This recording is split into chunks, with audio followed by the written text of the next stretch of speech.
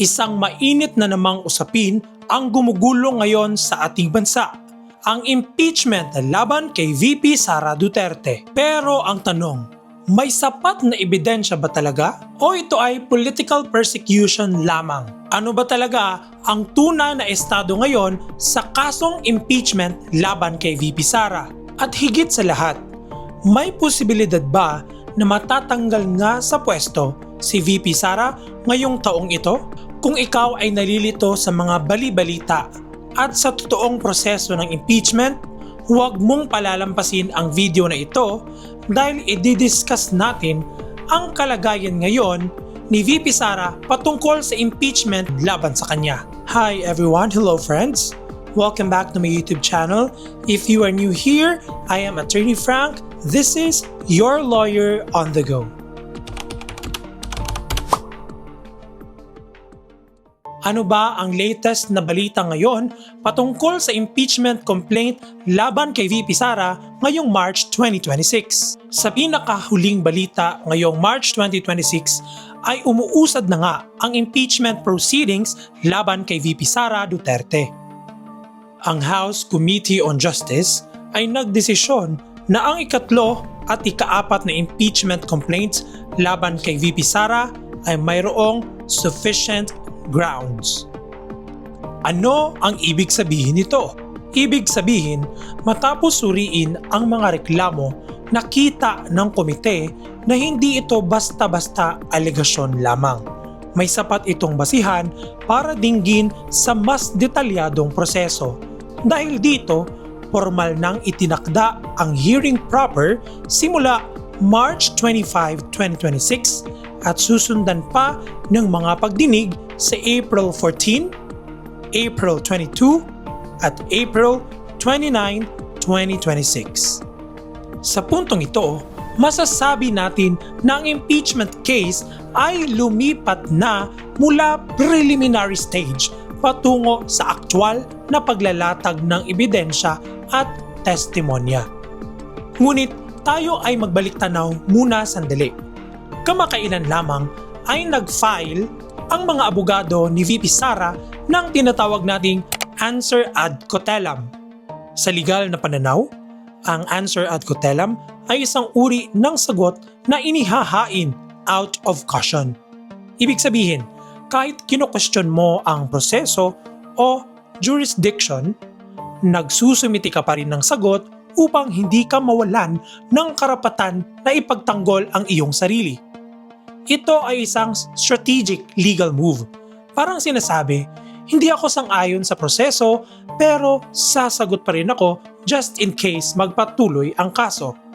Naging mainit talaga ang balitang ito noong kinumpirma ng isa sa mga legal counsel ni VP Sara Duterte na sila ay naghain ng answer ad cotellam noong March 16, 2026 bilang pagsunod sa itinakdang deadline ng House Committee on Justice. Ipinadala ang naturang dokumento bandang alas 4:30 ng hapon.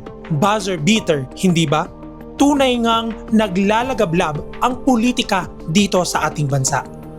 Ayon kay Attorney Michael Poa, sa kanilang tugon ay kino-question nila ang konstitusyonalidad ng mga proceedings at binanggit ang umano'y mga paglabag sa due process at ang pagkakaroon ng double standard sa pagsusuri ng komite sa mga reklamo.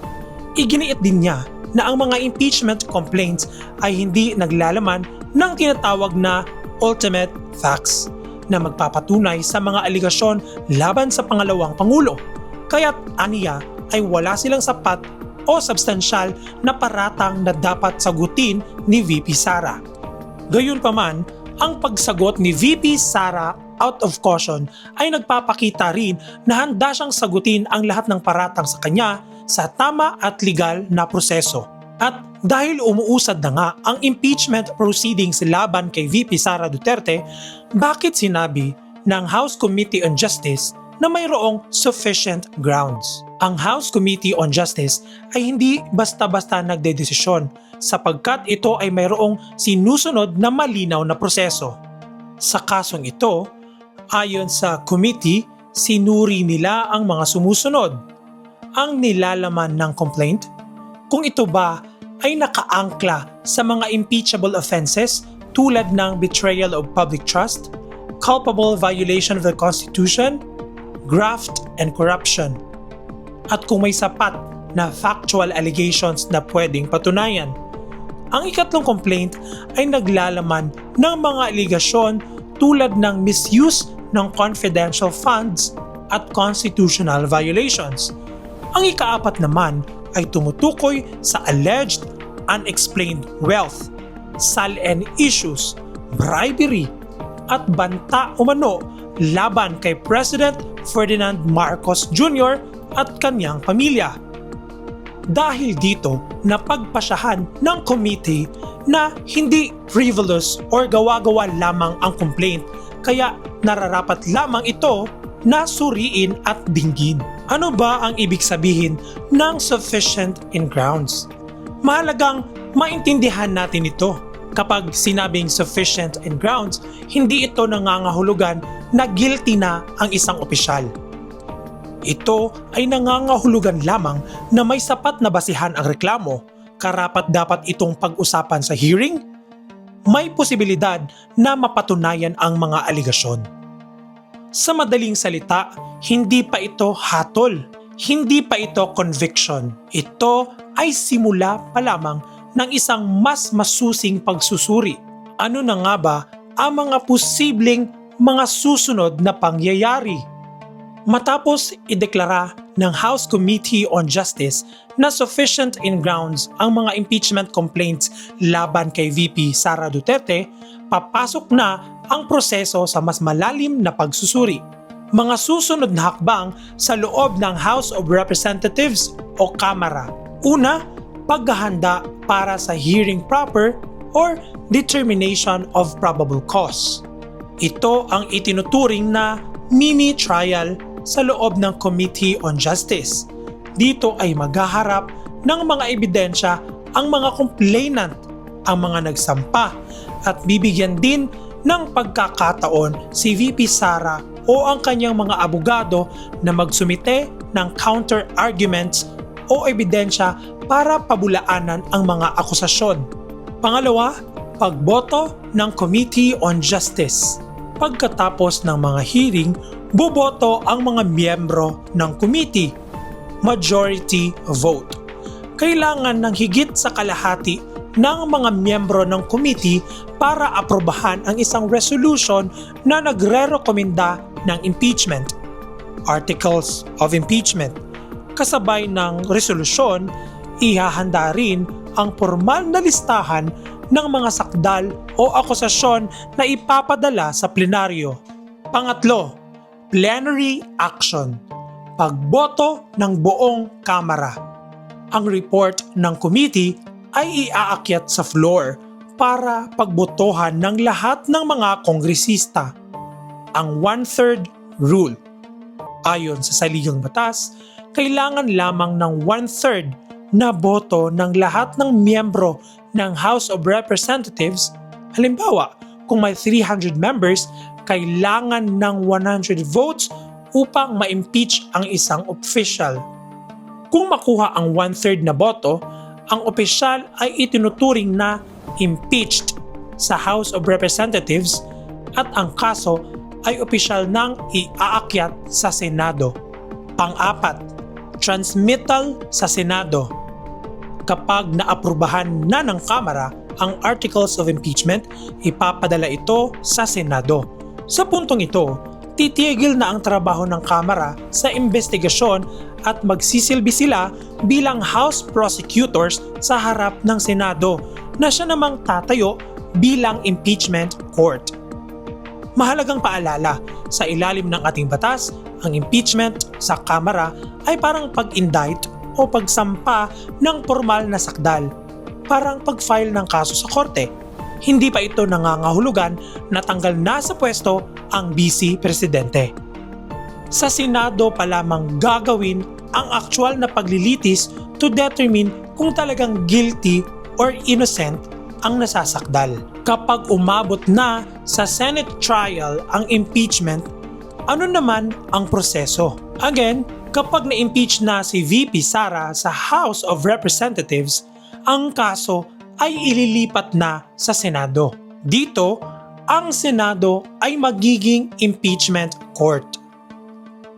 Ang mga senador ay magsisilbing judges, ang House prosecutors ang maghahain ng kaso, ang respondent sa kasong ito, si VP Sara, ay magkakaroon ng legal defense team.